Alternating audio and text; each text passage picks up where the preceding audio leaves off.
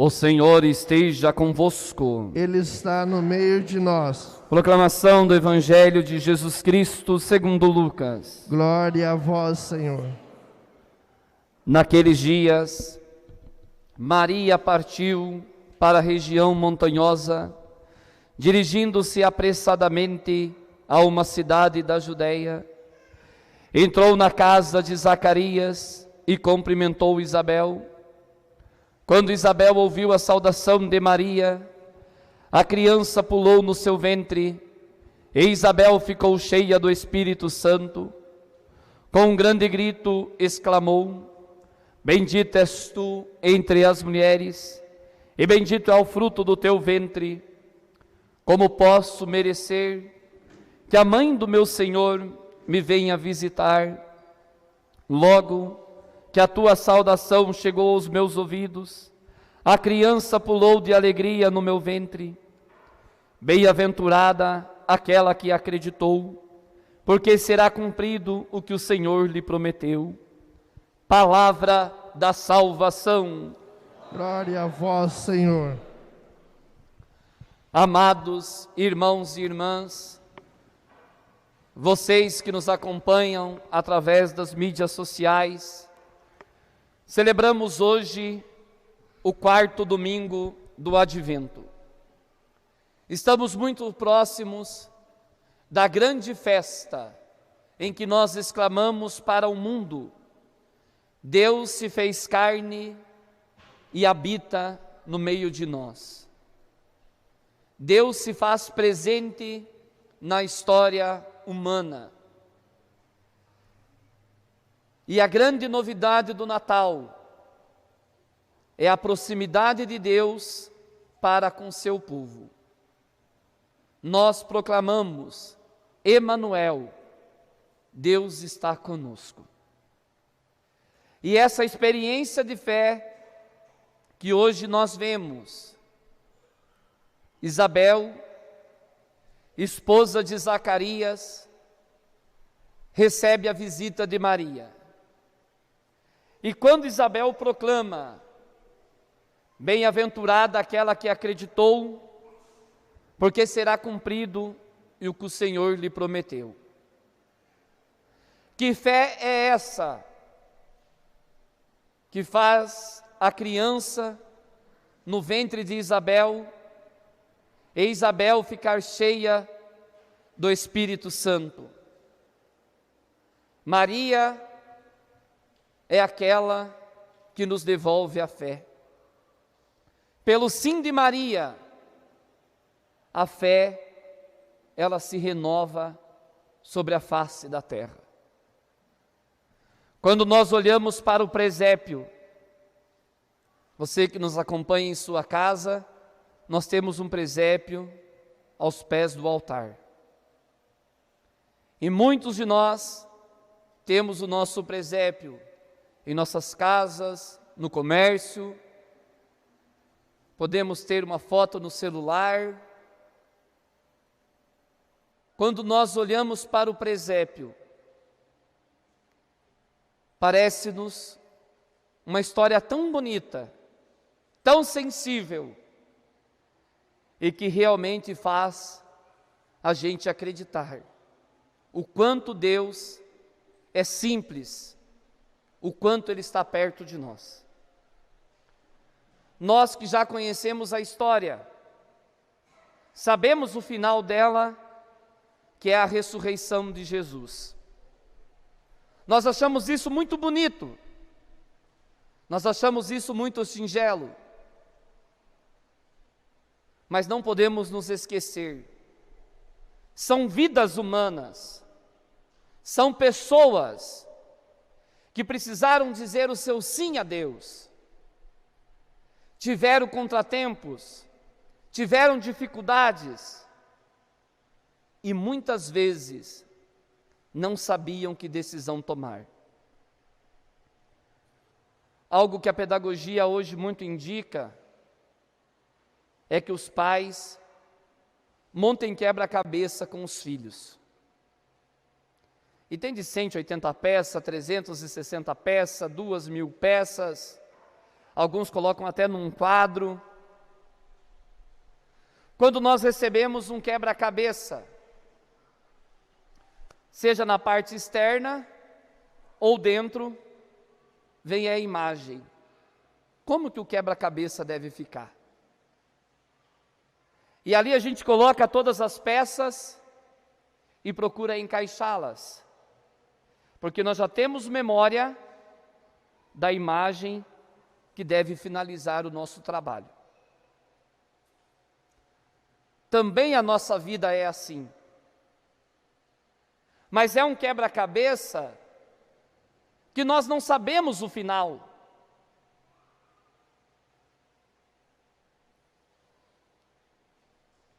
Compreendendo que Maria e José não sabiam o final do seu sim.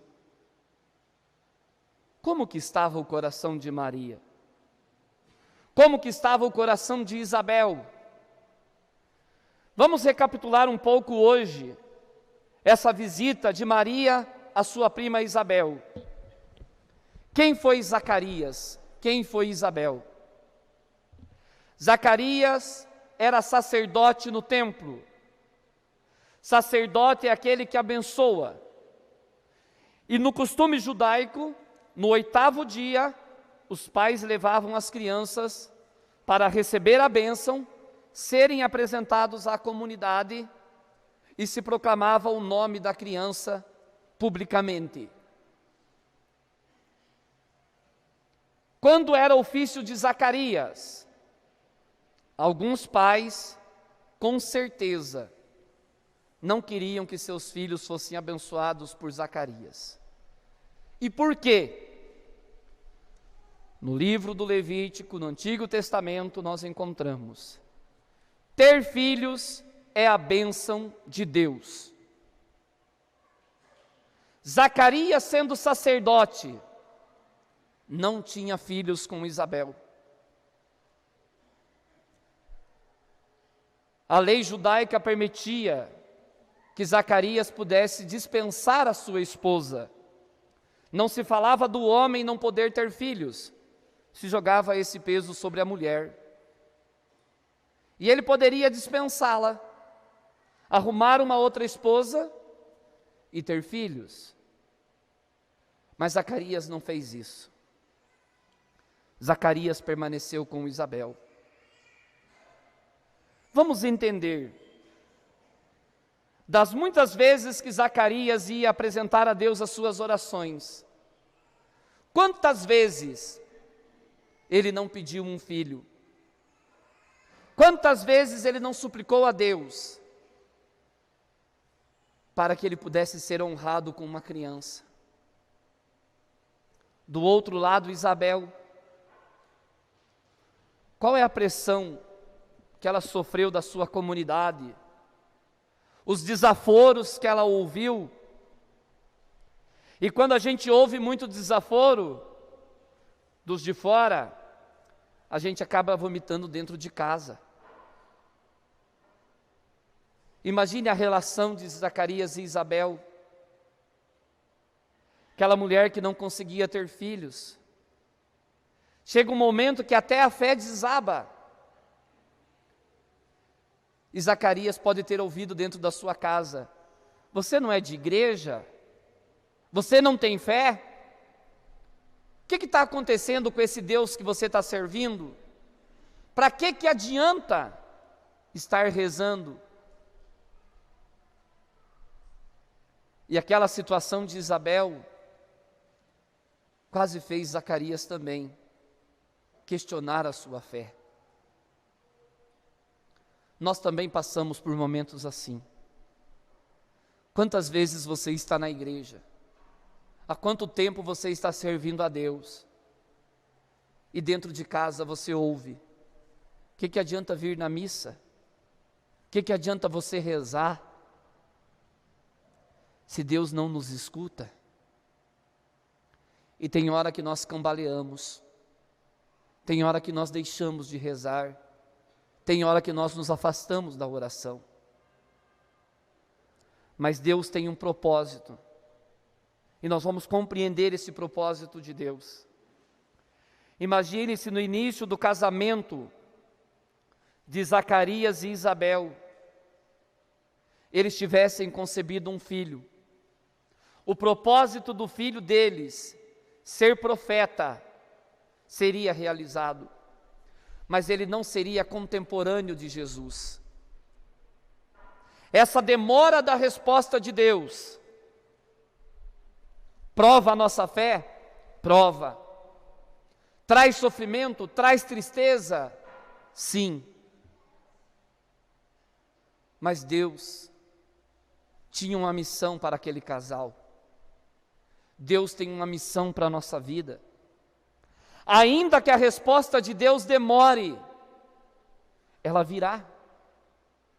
E ela virá cumprindo o propósito de Deus na nossa vida.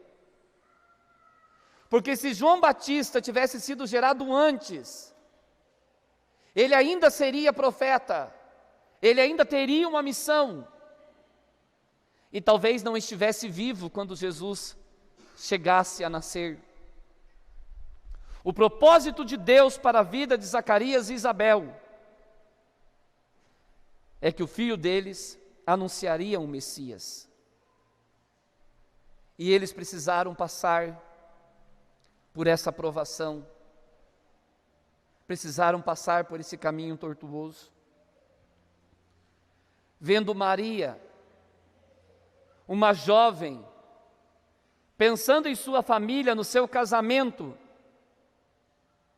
eis que ela recebe a visita de um anjo e muda todos os seus planos e seus sonhos.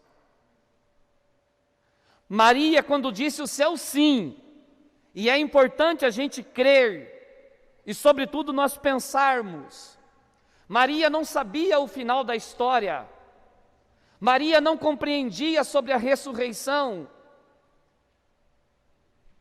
porque às vezes nós entendemos que quando vem a proposta de Deus, é como se você tivesse uma clarividência, você visse tudo, e não tem como.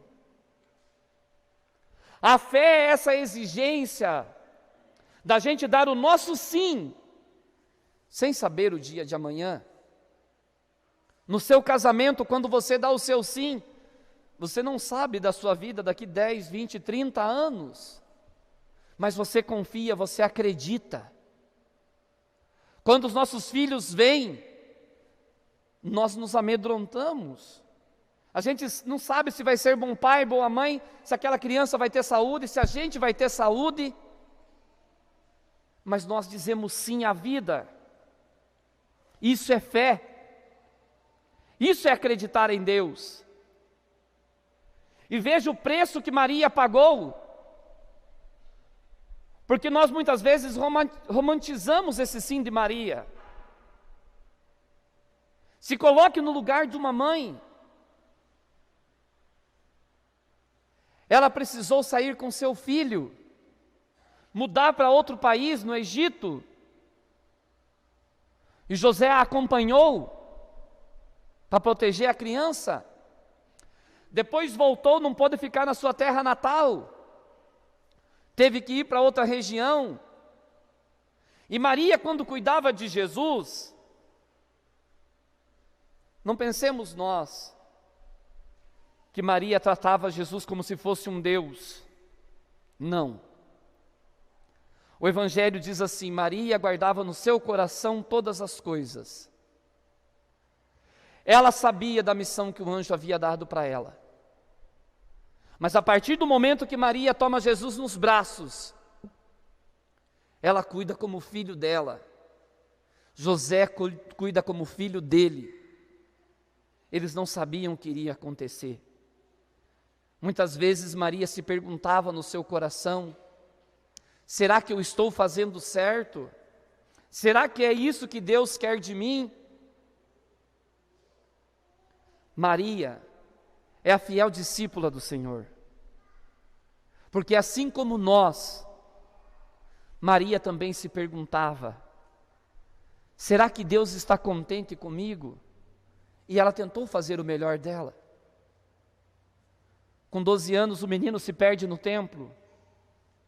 Imagine o medo dessa mãe, o medo desse pai. Aí depois o Evangelho já narra Jesus com 30 anos. Nesse meio de tempo, José faleceu. Ficou Jesus e Maria. E ela assumiu a família, Jesus cuidou dela. E com 30 anos, Jesus sai de casa. Como mãe, você sabe o que é um filho sair de casa? Seja para estudar, para trabalhar, para casar. O coração da mãe entrega o filho, mas fica aquele sentimento. E depois Maria começa a ouvir as boas coisas de Jesus, os milagres. Mas Maria também ouve a perseguição que Jesus está sofrendo. Aqueles que são contra Jesus. Até que chega o ponto alto da história de Maria. Quando ao pé da cruz, ela vê o seu filho morrer. Lembre muito bem, Maria não sabia da ressurreição. Quando algo de ruim nos acontece, Maria deve ter pensado no seu coração: será que eu errei tanto? Eu não devia ter deixado ele sair de casa. Eu devia ter segurado ele. Por que que eu não deixei? O que eu poderia fazer para evitar isso? Maria, no seu coração, se questionava o que Deus pensava dela. Nós também, muitas vezes, quando as coisas dão errado, às vezes nós culpamos os outros, nós culpamos a nós mesmos, e a gente nem pensa o que as pessoas vão pensar. Mas o compromisso de Maria era com Deus. Maria estava preocupada. O que eu fiz de tão errado para o meu filho terminar assim? O que Deus acha de mim? E ela resignou no coração dela essa dor. Uma espada de dor transpassará a tua alma. E Maria viu seu filho morrer. Maria não compreendia o propósito de Deus. Entende? Nós compreendemos a luz da ressurreição, mas aquela mãe estava entregando o seu filho. É como se o sim dela tivesse fracassado. Deu tudo errado. A gente achava que Deus faria diferente.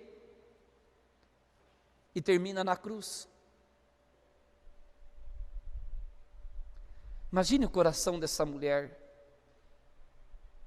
Sabe quando a gente vai montando o quebra-cabeça, que parece que as coisas não têm lógica, não têm razão? Assim também é na nossa vida. A gente se lança naquilo que Deus vai nos colocando, e Deus vai nos preservando. Pode ter certeza das suas escolhas, da liberdade que Deus nos dá. Ele nos permite ter sonhos. Você quer estudar, você quer casar, você quer trabalhar, nas mais variedades que nós podemos construir na nossa vida. Mas Deus nos afasta daquilo que pode tirar a nossa fé e a nossa salvação. Compreenda o propósito de Deus. Passaram 3 dias. Aí sim Maria compreende o propósito de Deus. Seu filho ressuscitado. Maria se alegra. Todas aquelas dores, aquele sofrimento, aquelas dúvidas. Tem uma passagem no Evangelho, quando os discípulos estão perguntando a Jesus, e eles começam a questionar muito a Jesus. E às vezes nós também nos questionamos. às vezes, né, na morte de uma criança, na enfermidade de algum amigo, alguns problemas na família, e a gente começa a perguntar para Deus, mas por quê? Por que que as coisas não são diferentes? Por que que a gente tem que passar por isso?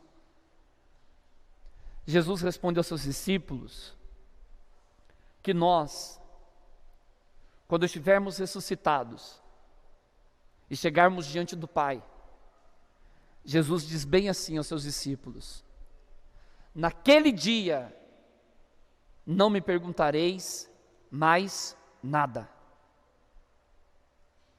É como Maria diante da ressurreição de Jesus. Nós entenderemos o propósito de Deus. Você vai ver a sua vida, não os seus pecados, os seus acertos, nada disso. Mas você verá o outro lado desse quebra-cabeça. Aí sim nós compreenderemos por que que alguns serviços não deram certo,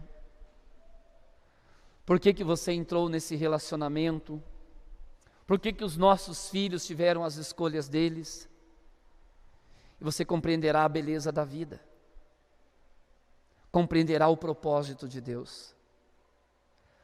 Por isso, meu irmão, minha irmã, à luz desse Natal, quando nós contemplarmos o presépio, vemos a beleza da simplicidade de Deus, mas vemos também que o sim de José, o sim de Maria, o sim de tantos que passaram pela vida de Jesus, teve um propósito, teve renúncia, teve sofrimento, e não será diferente conosco. Por isso eu convido você a pedir hoje a intercessão de Nossa Senhora. Nós vamos fazer agora um momento de oração. Convido você a sentar corretamente, dar uma arrumada no corpo, né? Às vezes o padre fala demais, dá sono, né? Mas é um tempo favorável.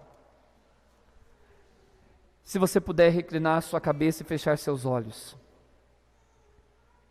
coloque diante de Deus todas as suas lutas, situações que você não compreende, situações que você se pergunta, mas por que, meu Deus?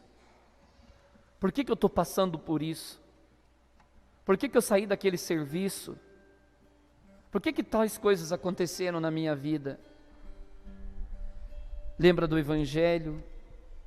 Maria guardava todas as coisas no seu coração, e ela ia colocando em oração. Por isso que ela é chamada também a Virgem do Silêncio.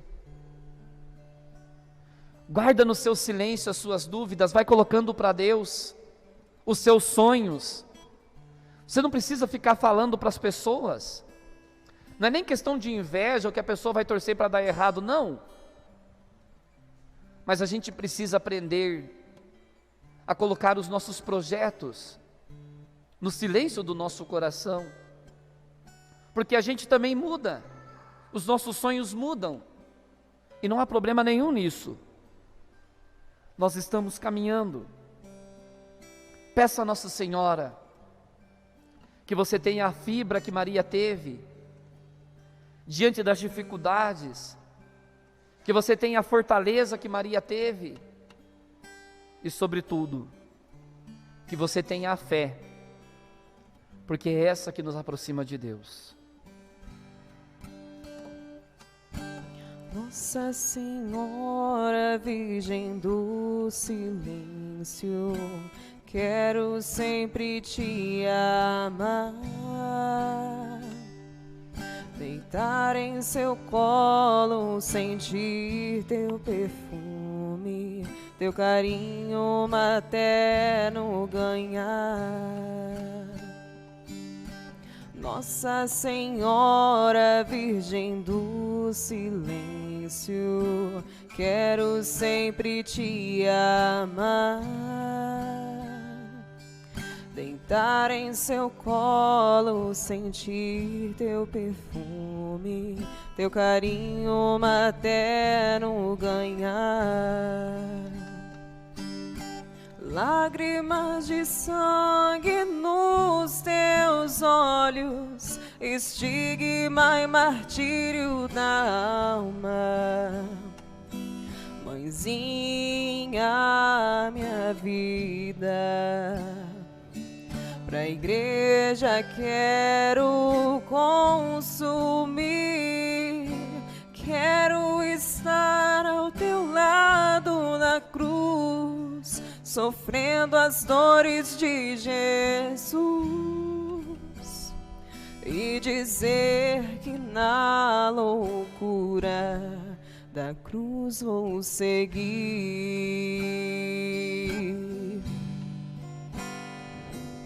Lágrimas de sangue nos teus olhos, estigma e martírio da alma.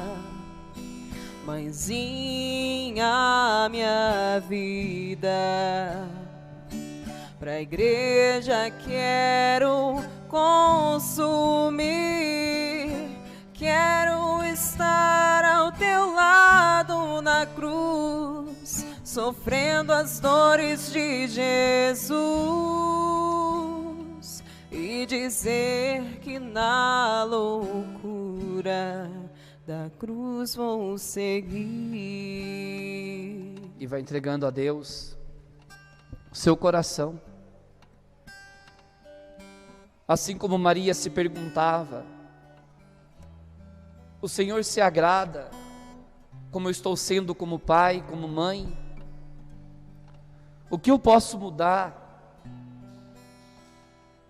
Não fique enfrentando o seu filho, a sua filha. Evite conflitos dentro de casa. Deus sabe que você quer o melhor para o seu filho e para a sua filha, mas evite atrito. Não só nesse tempo do Natal, mas a única coisa que você não pode perder no seu filho é a confiança. A sua filha não pode perder a confiança em você. No seu matrimônio, quantas dificuldades, quantas lutas. Ficar uma semana sem conversar, ficar punindo o outro. O amor restaura. O amor salva, ainda que com dor e sofrimento. Maria e José aprenderam a conviver juntos e passaram por dificuldades. Também você na sua casa, no seu trabalho, dificuldades que você passa, e às vezes você até perdeu o emprego.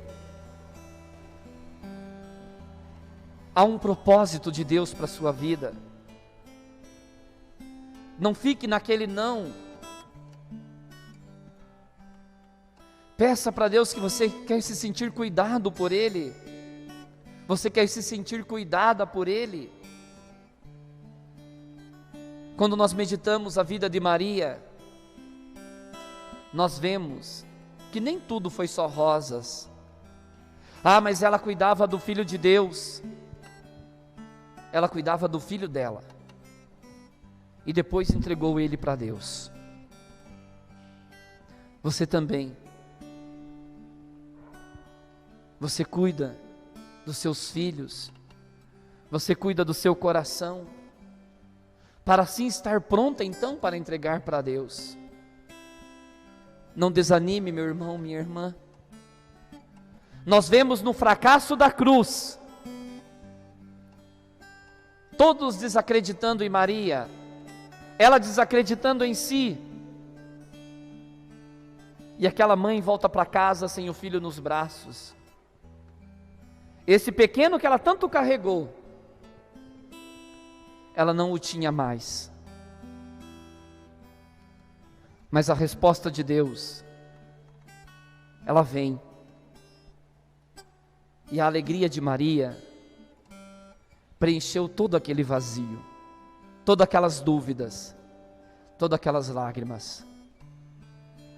as lágrimas que você tem derramado, as dúvidas que você tem. Quando se cumprir o projeto de Deus na sua vida, você verá que o salmo que nos diz: os que lançam a semente entre lágrimas ceifarão com alegria. Acredite nesse matrimônio, perdoe a cada dia, procure melhorar, procure ser mais sensível, seja manso e humilde de coração. Um pai e uma mãe não foi feito para brigar com os filhos. Não importa quem está com a verdade, haja com amor. Não lute pela verdade dentro da tua casa. E é para você que Deus está falando nesta noite. Você que tem sido agressivo com os filhos, Deus pede a você que pare. Seja amoroso, seja amorosa. Você fala: mas eu tenho medo que eles se percam na vida. Eu tenho medo que eles entrem em vícios. Eu tenho medo que eles sejam desonestos. Você deveria ter mais medo deles perderem o amor, deles não se sentirem amados. Deus está falando com você. Nós pedimos a intercessão de Nossa Senhora. Coloca a mão no teu coração. Ouça bem o que diz essa canção. Lágrimas que jorram, é pelas lágrimas que você também derrama. Deus vai preparar um novo trabalho para você. Deus vai colocar você aonde Ele necessita do teu sim. Você não sabe que situações você teria naquele trabalho, mas antes de você perder a sua família, antes de você perder a sua vida, antes de você perder a sua salvação e a sua fé, Deus foi lá e te resgatou, porque alguém estava rezando por você, alguém intercede por nós. Por isso, meu irmão, minha irmã, nunca deixe de rezar por aqueles que você ama, porque até mesmo os nãos que Deus dá, é a salvação chegando na nossa casa. Acalma teu coração, sente a presença de Nossa Senhora com esse canto, e que nós nos preparemos para um Natal de muitas bênçãos, para um Natal de muitas graças, porque assim como Maria, nós queremos compreender o propósito de Deus na nossa vida.